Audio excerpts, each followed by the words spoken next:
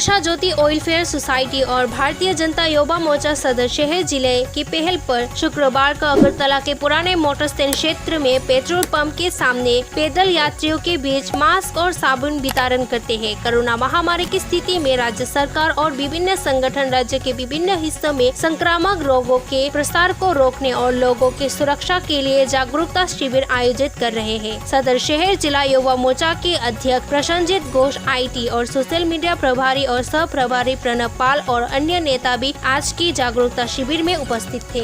आज के আমরা উষা জ্যোতি এনজিওর মাধ্যমে এবং রেড ক্রসের সহযোগিতায় আমরা অত্র এলাকার যে রিটেল শ্রমিক আছে বা পথ চলতি মানুষ আছে তাদেরকে আমরা মাস্ক বিতরণ করব। একটা আমরা উদাহরণ তৈরি করতে চাচ্ছি। আমরা দেখছি যে মহামারী করোনা, তার মধ্যেও আমাদের মধ্যে এখনও সচেতনতা আসেনি। আমরা এখনও দেখছি অনেক লোক মাস্ক ছাড়া হাঁটছেন দিব্যি এবং মাস্কের সঠিক ব্যবহার করছেন না এবং একই মাস্ক দিন একই মাস্ক ব্যবহার করছেন অনেক দিন ধরে।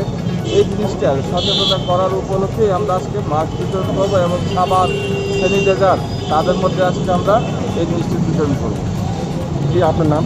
আমার নাম অভিজিৎ মল্লিক।